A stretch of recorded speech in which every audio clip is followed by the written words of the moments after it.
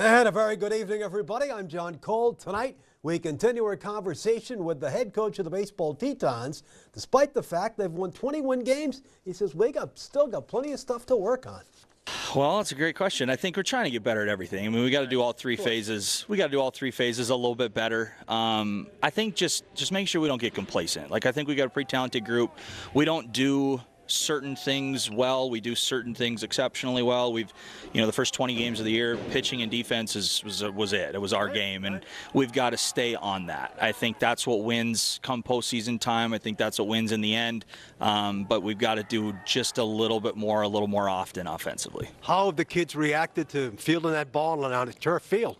Yeah, it's been a lot of fun. I got pretty emotional the first day. Sure. I spent a lot of hours out there, and obviously playing there, and spending all the amount of hours mowing and shoveling. Yeah, all of it. And so it's been a lot of fun. I think the kids are excited, and it's an awesome surface. I mean, it's one of the best surfaces now in the state of North Dakota, and really stacks up against anything. Looks awesome on KUMV TV. I can say that much. That's right. We're excited, and still a lot of work to be done out there. It's the next 2 months. I think people are going to be really excited to see the last finishing touches as they kind of go in, and watching all the green grass come in around it. I think it's going to be a lot of fun. Well, see coyotes there and keybirds and softball. I mean, a community project. It is a community project. We wanted it to be a community project.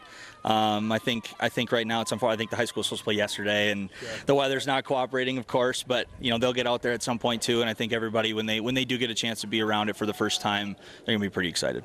All right, no question about that. Sunday at 1 p.m. and 3 home against Bottineau, as well on Monday, same club. Softball home as well both days. Start time, same 1 and 3. So good opportunity to get out there and see the new fields and support some good Teton teams. Minnesota Twins home this afternoon for their home opener, trying to make it 3 in a row over one of the AL's most consistent teams. That would be the Houston Astros. And the Twins get it going early. Trevor Larnach, base hit, run scores, 2-zip Twins. But they get to Joe Ryan. Christian Walker, they brought him over from the D-backs to do exactly that, and that's homer. That's going to make it a 2-1 contest. Still in the second, Jeremy Pena, World Series hero from a few years ago. He's going to go long, so it's back-to-back. That makes it a 2-2 game. In the fourth, Brendan Rogers rips one up the middle. 1 run will score. 2 runs will score. It's going to make it 4-2. They go on to spoil the home opener, 5-2. So the Twins will be off tomorrow. They resume play on Saturday. They schedule those off games because they don't know what the weather is going to be like, so that certainly makes sense. But they fall to Houston 5-2, the final there.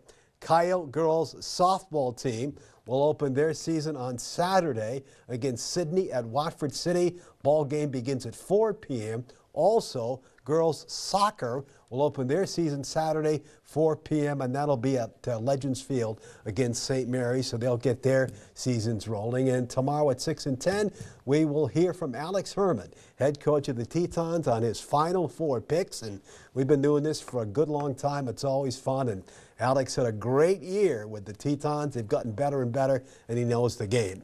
And with that, we call a timeout on First News at 10.